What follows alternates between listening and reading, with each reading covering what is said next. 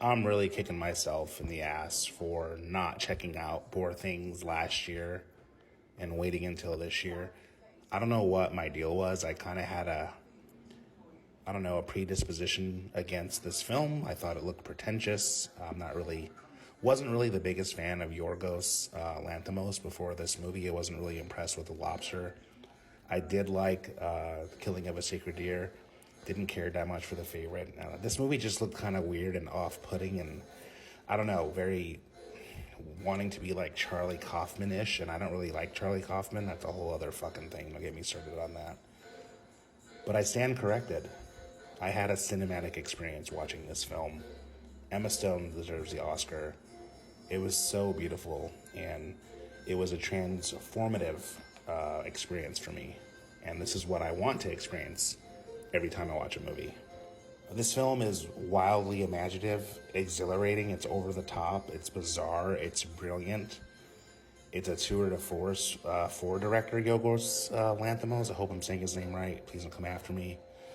And cinema should take you on an experience, and yes, be experimental in its approach to telling a very familiar story. So we actually watched the evolution of Bella Baxter, played by Emma Stone, a young woman brought back to life by the brilliant and unorthodox scientist Dr. Goodwin Baxter, played brilliantly by William Dafoe.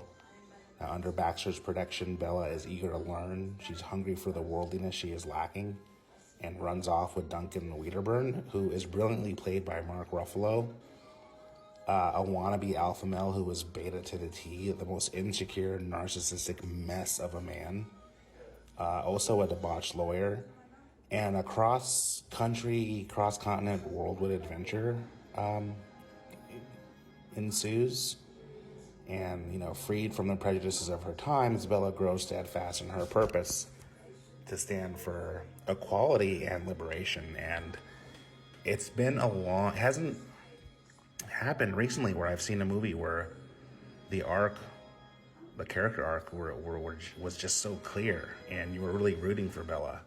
I thought she was so obnoxious at first, and it makes sense because she was literally mentally a baby, and we just see her evolve into this beautiful creature. And this movie really touches on so many subjects: feminism, narcissism, the patriarchy, toxic masculinity. It does it all, and it's so out there and so hilarious. And literal comedians show up. Rami Youssef, who I'd never really liked. I always thought he was kind of a prick in real life. Awesome in this role as Max McCandless. Jared Carmichael shows up for one of the most dramatic parts of the film. Mark Ruffalo deserves the Oscar. Emma Stone. Yorgos is, I don't know. This movie really took me on a journey. It's something that I think will be worthy of repeat views. The cinematography, the accents, I don't know, the performances, it completely blew me away. Do yourself a favor and go see this movie in the theater if you can. Poor Things, playing in theaters now.